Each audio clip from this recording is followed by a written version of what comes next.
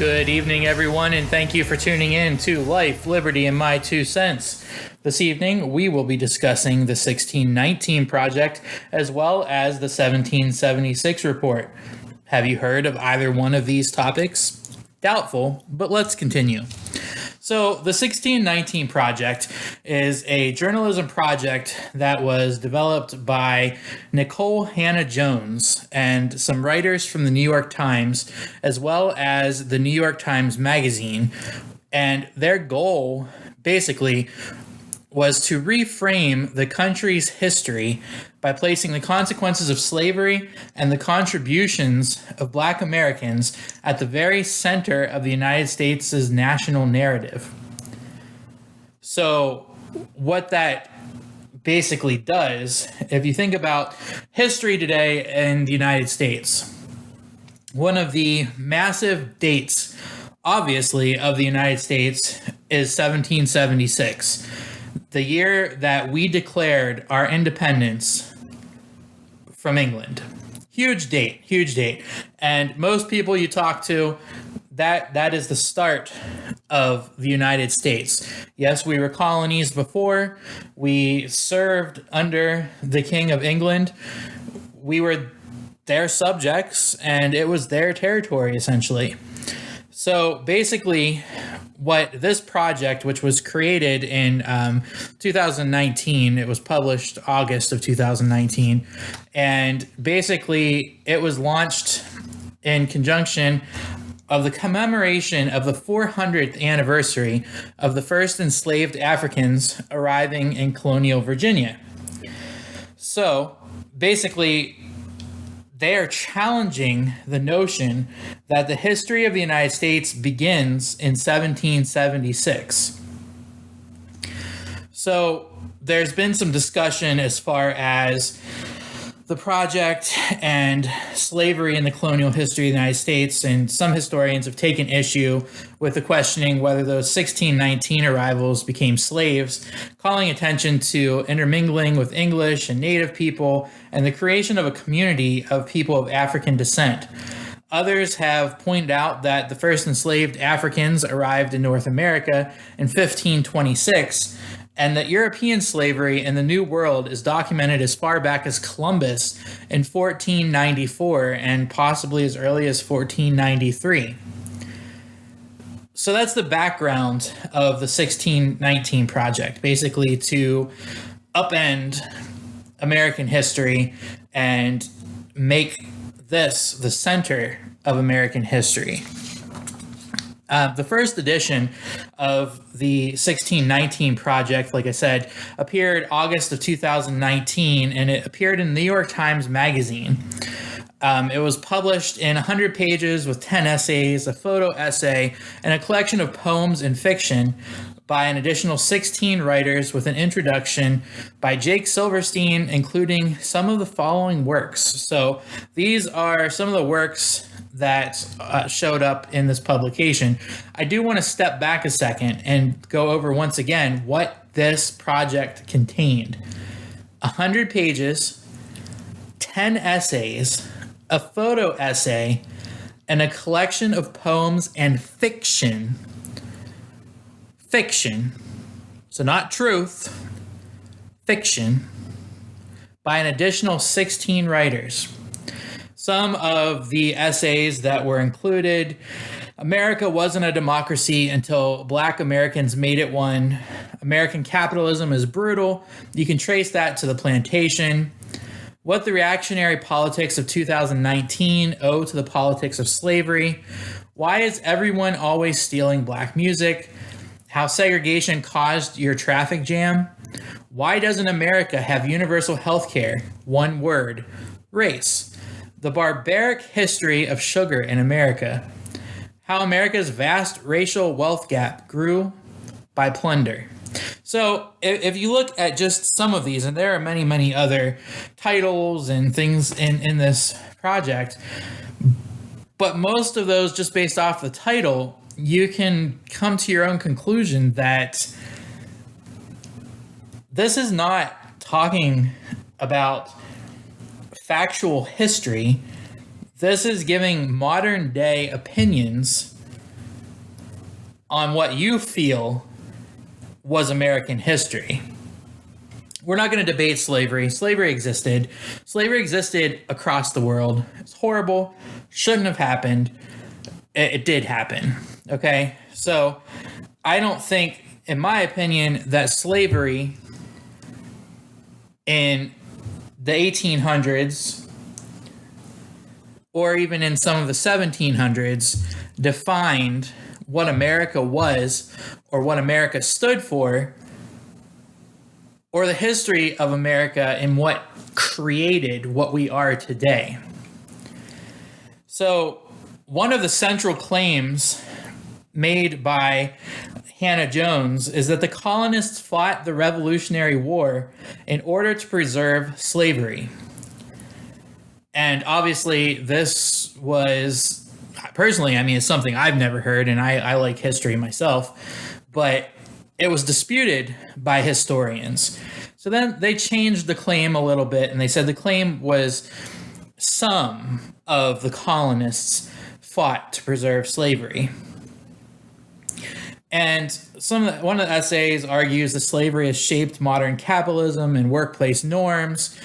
One draws parallels between pro-slavery politics and the modern right-wing politics, which let's talk about that for a second, okay? Right-wing politics. So, Republicans. If you know anything about history, when it comes to slavery or race relations, the Republicans have always been on the right side, at least the majority of them, on the right side of history when it comes to civil rights, ending slavery, just race relations in general. And it has always been the left, members of the left, that have opposed relations allowing African Americans to have a voice, to just be equals. I mean, I don't understand it. Maybe you understand it. Doubtful, because that's not how we think today. And that's not how the majority of Americans thought in the 1700s and the 1800s. Owning slaves was not something that every American did. It wasn't something the majority of Americans did.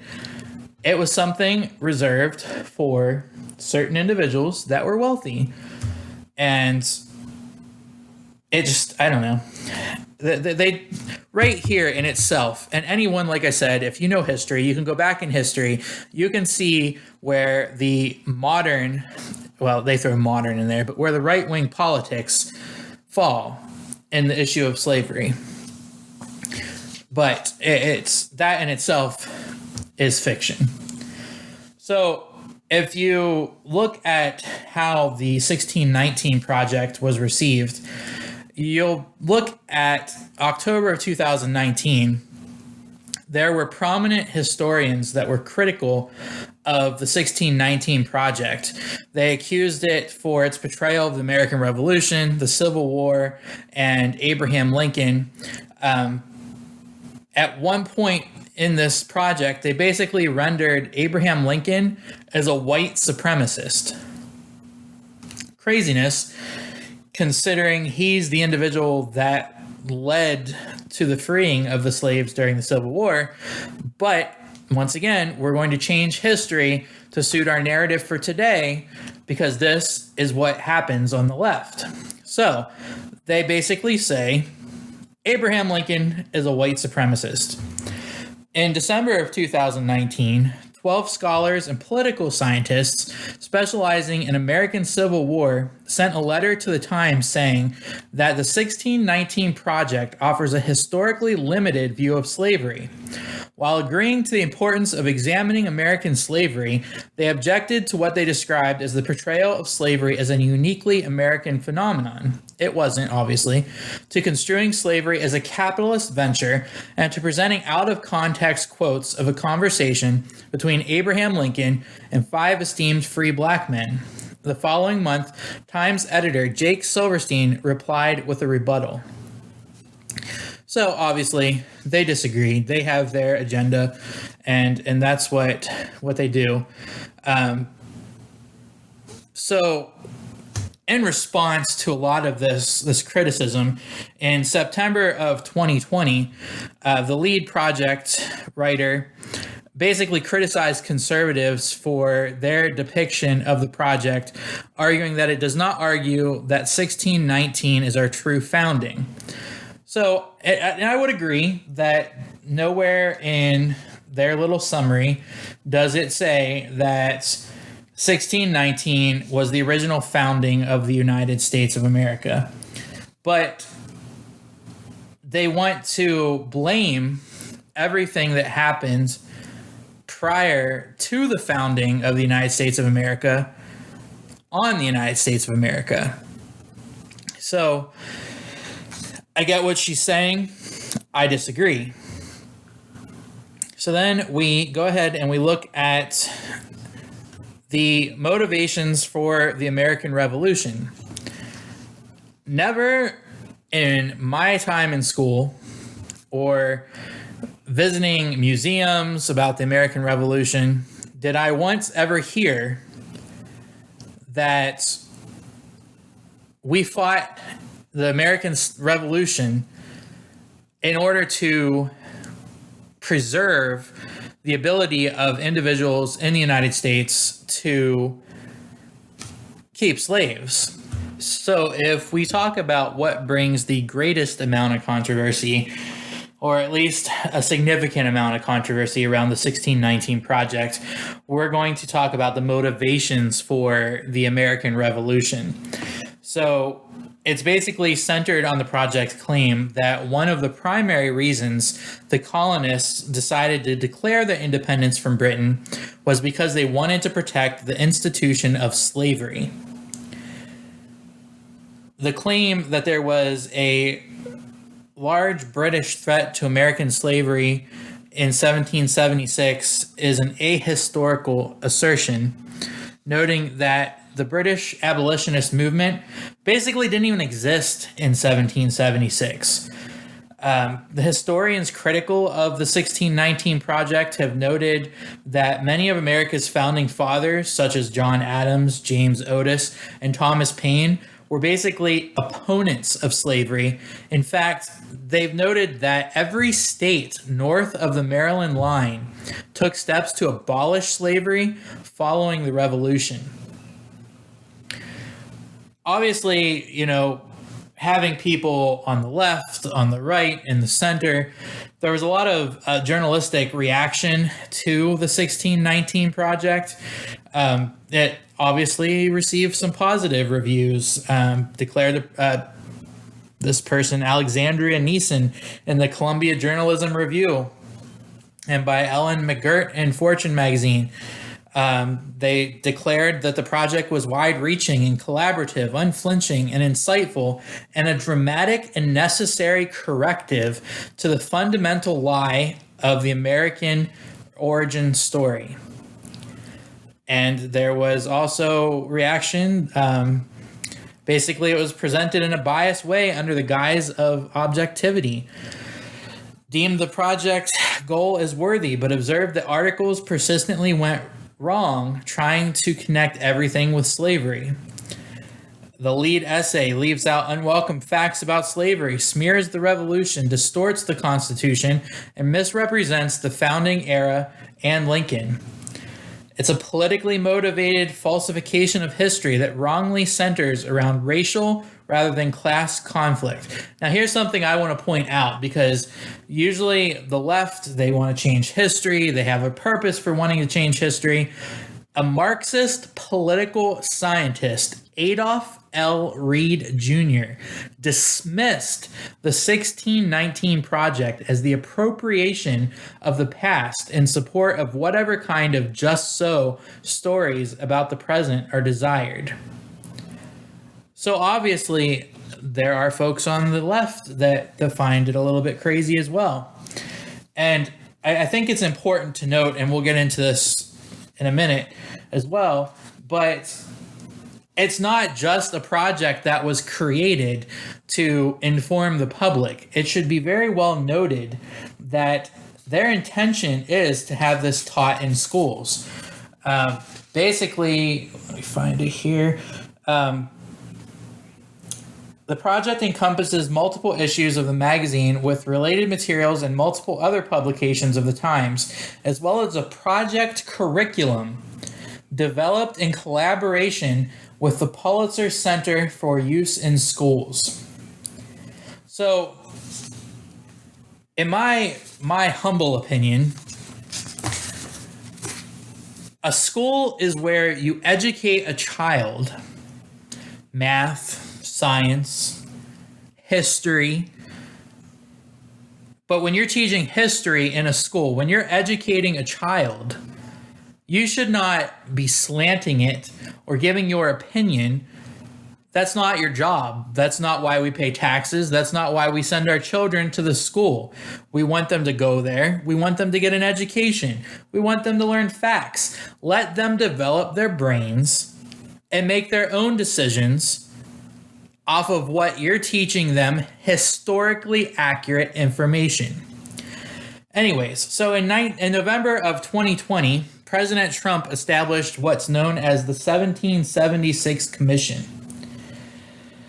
And I guess, should it be known that His Majesty President Joe Biden or his handlers terminated this commission on January 20th, 2021. So everything that was going on with what they felt needed to be handled, that very day that he was sworn in as president, he decided the 1776 commission just has to end. He terminated it.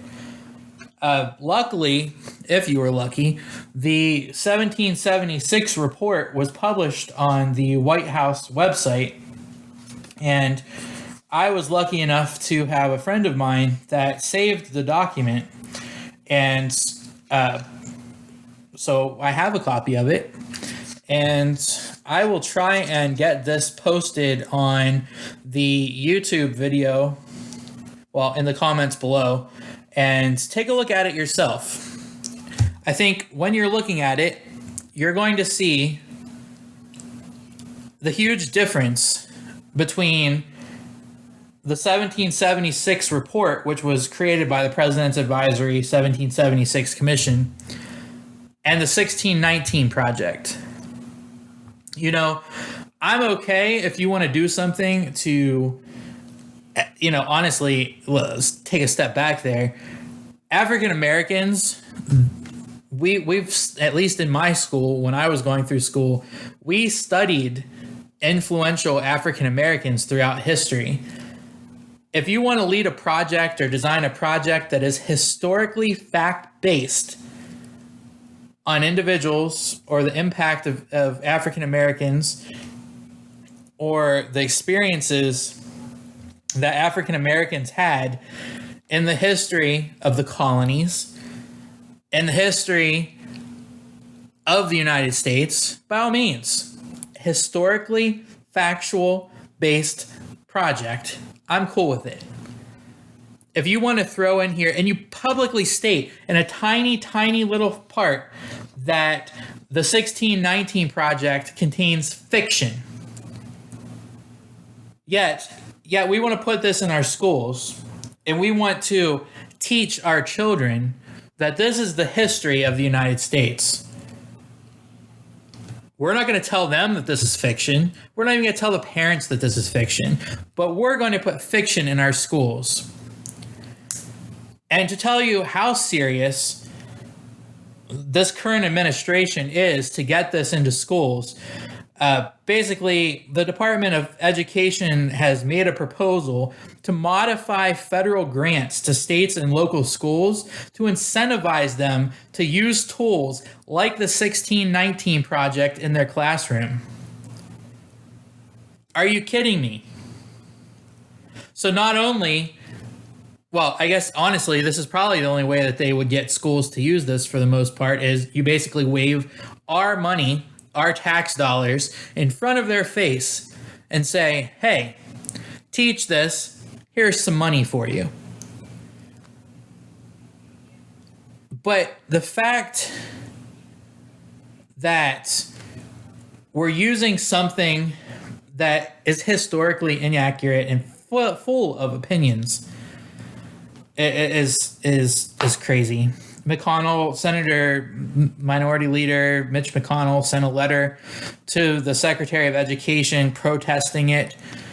It charges that the programs are being modified away from their intended purposes towards a politicized and divisive agenda, and notes that actual trained, credentialed historians with diverse political views have debunked the project's many factual, air quotes, and historical errors. I mean, it's insanity. And they wonder what's wrong with things. We just twist things all around, and we tell the history that we want people to believe. And honestly, there's only one reason to do it. It's to create a greater divide than they've already created in this country. And it's sad. It really is sad. I've looked through, like I said, the 1776 report. I'm obviously, full disclosure, I'm not a historian. I mean, there are people that I know that are historians, and they can rattle off dates and times and quotes and everything else.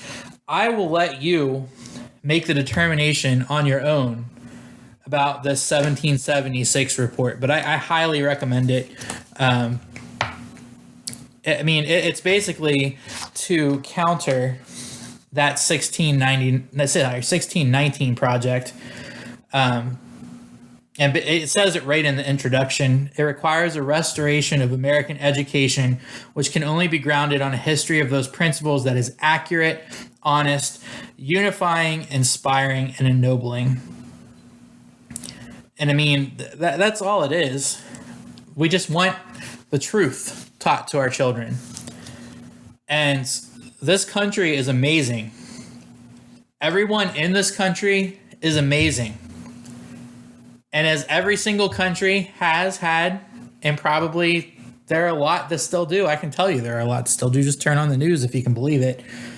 And there are a lot of great things about this country, and we cannot let it just disappear. Educate yourself. Stand up. Say no. Go to school board meetings. Tell them you don't want the 1619 project. And I mean, honestly, if you've been listening to any type of conservative news, probably most of your mainstream's not talking about it, but critical race theory, the left is not slowing down.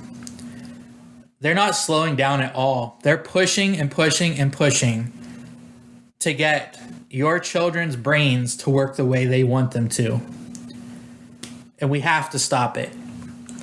Anyways, folks, thanks for tuning in. And I hope you learned a little bit of something this evening. Like I said, check out the comments below. I'll figure out if I can put the 1776 report in there if YouTube lets me. And feel free to check it out and come back soon to hear what we talk about next. Thanks for tuning in. Have a good night.